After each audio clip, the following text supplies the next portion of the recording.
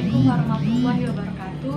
Saya Imaniar akan memberikan ulasan mengenai materi latsar yang telah saya dapatkan dari hari pertama hingga hari ini. Pertama, breakdown mengenai 4 konsensus bangsa, 4 simbol negara, dan 5 nilai bela negara jika dikaitkan dengan profesionalisme ASN dalam lingkungan kerja. 4 konsensus bangsa terdiri dari Pancasila, UUD 1945, Negara Kesatuan dan Bhinneka Tunggal Ika. Keempat konsensus ini merupakan satu kesatuan dan saling berkesinambungan jika dikaitkan dengan profesionalisme ASN dalam lingkungan kerja. Keempat konsensus ini dapat mengontrol etika dan norma ASN dalam melaksanakan pekerjaannya. Pancasila sebagai dasar dan pedoman dalam mencapai tujuan negara memiliki 45 butir-butir pengamalan Pancasila yang sangat penting bagi ASN agar ASN dapat berpartisipasi dalam menjaga keutuhan bangsa dan negara.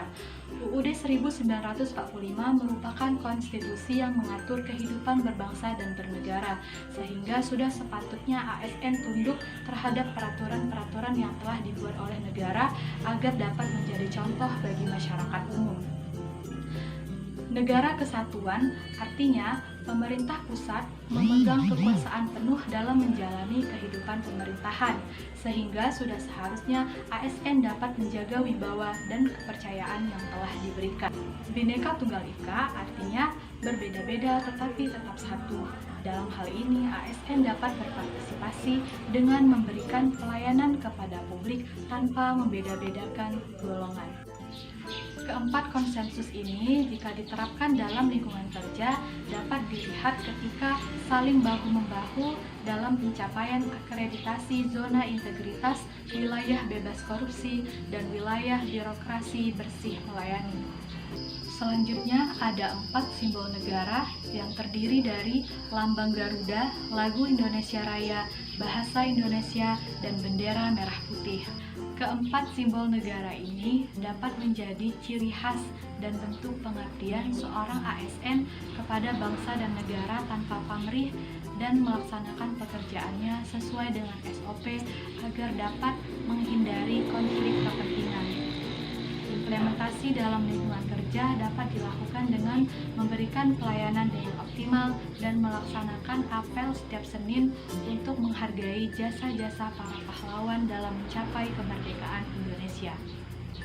Selanjutnya, ada 5 nilai bela negara yang terdiri dari rasa cinta tanah air, kesadaran berbangsa dan bernegara, setia kepada Pancasila sebagai ideologi negara, rela berkorban untuk bangsa dan negara, dan mempunyai kemampuan awal bela negara.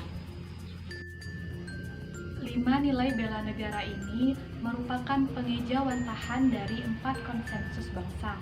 Kelima nilai bela negara ini apabila dikaitkan dengan profesionalisme ASN maka dapat menjadi bentuk pengabdian seorang ASN terhadap negara yang lebih mementingkan kepentingan umum daripada kepentingan pribadi.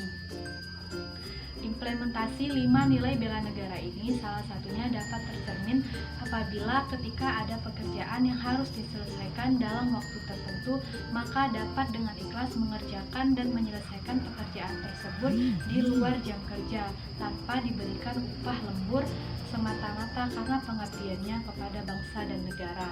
Dan seorang ASN harus selalu siap bersedia dipanggil dalam melaksanakan tugas negara apabila dibutuhkan. Materi selanjutnya adalah mengenai identifikasi dan pemilihan isu strategis.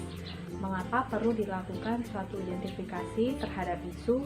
Karena adanya suatu perubahan di mana perubahan itu sendiri pasti akan terjadi dengan berbuat atau tidak berbuatnya sesuatu. Perubahan itu akan ada di dalam perjalanan peradaban manusia. Mengidentifikasi suatu isu bisa dilakukan dengan beberapa cara, diantaranya adalah dengan analisis SWOT, yaitu mengetahui strengths atau kekuatan, weaknesses atau kelemahan, opportunities atau peluang, dan threats atau ancaman yang akan terjadi.